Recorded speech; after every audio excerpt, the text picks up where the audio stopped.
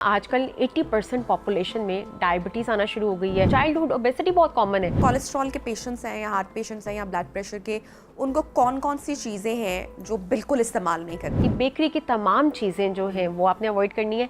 Deep fry चीज़ें, तली हुई, समोसे, पकोड़े, ये सारी चीज़ें इनको आपने अवॉइड करना है। इसके साथ साथ रेड मीट नाश्ते किए जाते हैं, पाए, चने, और जिसमें ऑयल ऊपर डाला जाता है एक्स्ट्रा, तो उन चीज़ों से थोड़ा सा अवॉइड करना है। आप दालों का, लेग्यूम्स का, उसका इस्तेमाल कर सकते हैं। फाइबर जितना आपकी बॉडी में जाएगा वो कोलेस्ट्रॉल को उतना ही कम कर लेगा। नट्स की बात मैं हमेशा करती हूँ कि 7 से 8 बादाम और 2 वॉलनट्स, वो ओमेगा 3 ओमेगा 6 हैं और वो आपकी बॉडी में हेल्दी फैट्स देते हैं और बैड फैट को, बैड कोलेस्ट्रॉल को कम करते हैं। देर रात को खाना, इन सब चीज़ों का इस्तेमाल, जंक फूड का, और आपके बॉडी का ऑब्वियसली जो हमारा एक निज़ाम है कि जो आपका स्टमक है वो जब रात होती है तो उस टाइम पे डाइजेशन का सिस्टम कितना स्लो हो जाता है और कितना टाइम रिक्वायर होता है एक्चुअली किसी भी मील को डाइजेस्ट करने के लिए। और जब हम रात को इस तरह के खाने ले रहे होते हैं, फिर अनहेल्दी फैट हम कंज्यूम कर रहे हैं, तो ये तो हमारे हेल्थ के लिए, हमारे लिए बड़ी एक अलार्मिंग सिचुएशन हो गई। इसी ट्रू।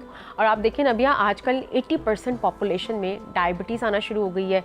आप यंगस्टर्स में डायबिटीज़ आ रही है, बोन हेल्थ इश्यूज आना शुरू हो गया। ओबेसिटी, चाइल्डहुड ओबेसिटी बहुत कॉमन है। वो इसीलिए कॉमन है कि हमारे यहाँ पे डिनर ही 8 बजे के बाद किया जाता है, जबकि जो डिनर है date should be around 7 to 8। 8 बजे से पहले पहले वाइंड अप कर लेना चाहिए। लेकिन यहाँ पे लेट नाइट स्नैकिंग और ये सब कुछ, और उसी की वजह से हमारी डाइट जो लाइफस्टाइल है वो इतना अनहेल्दी है, डाइटरी हैबिट्स हैं वो अनहेल्दी है, उसी की वजह से हम डिफरेंट बीमारियों की तरफ चले गए हैं। अच्छा, बच्चों को भी हमने बड़ी आदत लगा दी ना, डब्बे में फ्रोजन फूड्स आते हैं और लंच बॉक्स हम बड़ा उनको फ़ख्र से फ्राई करके देते हैं। आसान भी होता है, क्विकली भी होता है। बच्चों के लिए किसी हद तक ठीक है, क्योंकि हम कहते हैं कि बच्चों को अगर कोई चीज़ एक नॉर्मल क्वांटिटी में दी जाए तो उनकी एज इस तरह की है, सो वो बिल्कुल ऐसी है। Do you agree with that? अच्छा नबिया, उसमें हम पेरेंट्स की हैबिट तो हम डेवलप कर रहे हैं ना बच्चों की। बिल्कुल। और जैसे हमारी हैबिट्स होंगी वही हमारे बच्चों में जाएंगी। तो यहाँ पे मैं पेरेंट्स को हमेशा ये काउंसलिंग करती हूँ कि आप बच्चों को दें ये चीज़ें, बट एक क्वांटिटी में दें जितनी उनकी कैलोरीज रिक्वायर्ड है। सेकेंडली, उनको नॉन स्टिकी पैन पे, जो एयर फ्राई पैन होते हैं, उनमें आप ऑयल डालकर आप उन्हें वो बना सकते हैं। ओवर कुक की तरफ ना लेकर जाएं। अगर उन्होंने बाहर से, मार्केट से ही फ्राइज खाने हैं, आप उन्हें घर में बना कर दे सकते हैं। वो बाहर अगर जंक फूड खा रहे हैं या सैंडविचेस या बर्गर्स खा रहे हैं, तो आप घर में उनको बना कर दे सकते हैं कि घर का ऑयल होगा और हाइजीन बहुत मैटर करेगी। ठीक, तो समन जो कोलेस्ट्रॉल के पेशेंट्स हैं या हार्ट पेशेंट्स हैं या ब्लड प्रेशर के, उनको कौन कौन सी चीज़ें हैं जो बिल्कुल इस्तेमाल नहीं करनी? उसमें सबसे पहले आपका जंक फूड है जो आपने अवॉइड करना है। उसके साथ साथ आपकी बेकरी की तमाम चीज़ें जो हैं वो आपने अवॉइड करनी है। डीप फ्राई चीज़ें, तली हुई, समोसे, पकोड़े, ये सारी चीज़ें इनको आपने अवॉइड करना है। इसके साथ साथ रेड मीट, आपका जो मटन और बीफ आता है, और जो पाए हमारे यहाँ पे नाश्ते किए जाते हैं, पाए, चने, और जिसमें ऑयल ऊपर डाला जाता है एक्स्ट्रा, तो उन चीज़ों से थोड़ा सा अवॉइड करना है, क्योंकि ये तमाम चीज़ें आपका कोलेस्ट्रॉल की तरफ लेकर जाती है। ये मेन रिस्क फैक्टर है आपका। अच्छा, जहाँ पे हम ये डीप फ्राइड आइटम्स खाने के शौकीन हैं या हमारी बैड हैबिट्स हम इसे कह लें, वहीं पर ऑन अदर साइड हम वेजिटेबल्स या जो रॉ सब्ज़ी है उसका इस्तेमाल हम नहीं कर रहे होते। अगर सब्ज़ी घर में बनती भी है तो उसका तरीक़ाकार इस तरह का है कि बहुत ज़्यादा ऑयल में अगैन बनती है या ओवर कुक्ड होती है, उसके सारे जो न्यूट्रिएंट्स हैं वो उससे निकल जाती हैं। फिर फ्रूट्स का इस्तेमाल हमारे यहाँ नहीं है, जूसेस का रुझान नहीं है। तो ये भी चीज़ों का हमें ख्याल करके एक बैलेंस डाइट इख्तियार करनी है। बिल्कुल ऐसी है। और जो आपकी तमाम फ्रूट्स और वेजिटेबल्स हैं, ये आपके कोलेस्ट्रॉल को कम करने में बहुत हेल्प आउट करती है, क्योंकि इसमें फाइबर है, और फाइबर जितना आपकी बॉडी में जाएगा वो कोलेस्ट्रॉल को उतना ही कम कर लेगा। तो जितना आप फ्रूट्स और वेजिटेबल्स का इस्तेमाल करें वो सबसे बेस्ट है। और उसके साथ साथ आप दालों का, लेग्यूम्स का, उसका इस्तेमाल कर सकते हैं। नट्स की बात मैं हमेशा करती हूँ कि 7 से 8 बादाम और 2 वॉलनट्स, वो ओमेगा 3 ओमेगा 6 हैं और वो आपकी बॉडी में हेल्दी फैट्स देते हैं और बैड फैट को, बैड कोलेस्ट्रॉल को कम करते हैं। और इसके साथ साथ एक बात हमेशा, हाइड्रेशन बहुत मैटर करती है कि आपकी डाइट में जो है ना वो फ्रूट जूसेस उसका इस्तेमाल हो। जो आपको एक, हमें क्रेविंग होती है कि हमने एनर्जी ड्रिंक्स या फिर कोल्ड ड्रिंक्स पीनी है, कोक, स्प्राइट, तो उससे बेहतर है कि आप फ्रेश फ्रूट जूस कंज्यूम कर लें, वो करना शुरू कर दें। उसके साथ आप पानी की जो अपनी हाइड्रेशन है उसको प्रॉपर रखें।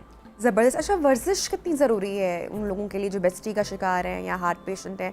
क्योंकि हम खाना तो किसी हद तक कंट्रोल कर लेंगे, लेकिन चहलकदमी पर हम जोर नहीं देते या बात नहीं बिल्कुल, करते। बिल्कुल तो ऐसे ही। चहलकदमी कितनी ज़रूरी है इसके अच्छा साथ नबिया, साथ? जितना डाइट ज़रूरी है ना, उतने ही मुझे लगता है लाइफस्टाइल, आपकी जो आपकी फिजिकल एक्टिविटी है उसका मेन रोल है।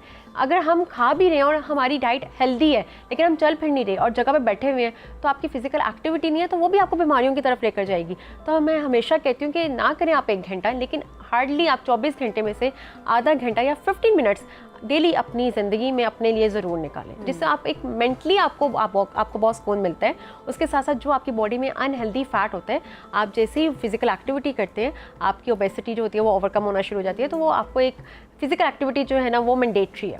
अच्छा, इसलिए समझ हमने देखा है कि जो पुराने वक्तों के जो लोग थे, उनका चलना फिरना, चहलकदमी बिल्कुल। इतनी ज़्यादा थी, कि जिम्स और एक्सरसाइज का तो कोई रुझान बिल्कुल नहीं था। ऐसे जो करता था उसको पहलवान ही समझा जाता था कि पहलवानी कर रहे हैं, लेकिन उन लोगों का चलना फिरना बहुत था। हम तब इतनी गाड़ियाँ नहीं थी, मोटर बाइक्स नहीं थी, लोग अपने घर से मीलों सफ़र आराम से तय कर लिया करते थे, और वो उन्होंने एक लंबा तवील अरसा हेल्दी गुजारा अपनी ज़िंदगी का।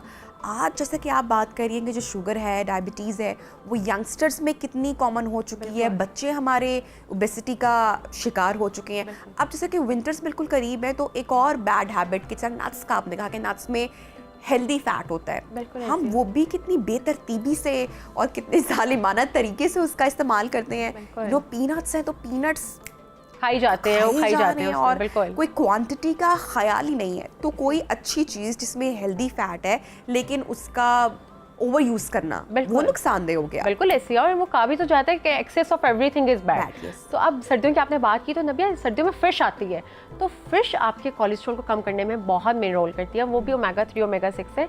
आप फिश का इस्तेमाल कर सकते हैं, आप चिकन का इस्तेमाल कर सकते हैं, लेकिन वही बात कि आपने फिश को ओवर कुक नहीं करना। स्टीम कर लें, ग्रिल कर लें, आपके कुकिंग टाइम रिक्वायर भी नहीं करती है बिल्कुल। तो वो आप फिश कंज्यूम कर सकते हैं विंटर्स में, ये बहुत अच्छा एक सोर्स है आपके कोलेस्ट्रॉल को कम करने के लिए।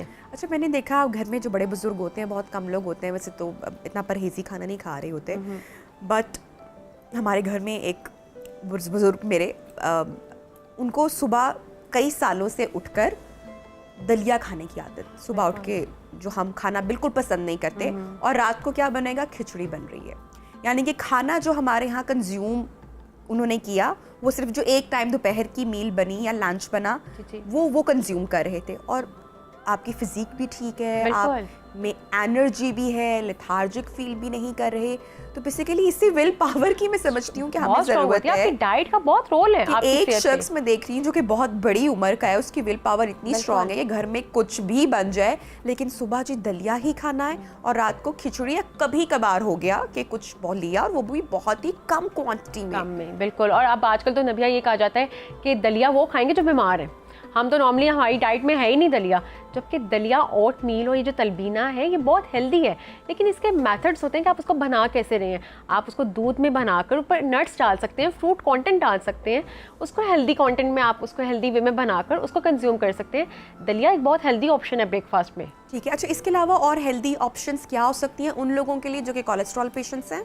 अच्छा, उसमें से एक सीड साइक्लिंग मैं हमेशा मेंशन करती हूँ, जिसमें आपके सेसमी सीड्स, पंपकिन सीड जो सूरजमुखी और इन सब के बीच होते हैं, बेसल सीड, चिया सीड जो आते हैं, तुकमलंगा, इनको आप अपने घर में ज़रूर रखें। और इनका 1 टेबलस्पून तमाम सीड्स का पर डे रिक्वायरमेंट होता है। उसको आप पानी के अंदर डाल लें या अपनी किसी भी चीज़ में कंज्यूम कर लें। अक्सर रोटी में आटे में अगर मिला लें तो वो उसका टेस्ट भी बड़ा अच्छा आता है, डिफरेंट लगती है, और आई थिंक हम भूलते भी नहीं है और कंज्यूम भी हो जाता है। हाँ, वो सारे न्यूट्रिएंट्स भी जो हैं। तो इसका नाश्ता सुबह किया जा सकता है हमारे यहाँ। इवन आप इसको अपने दलिया में आप सीड्स डाल सकते हैं।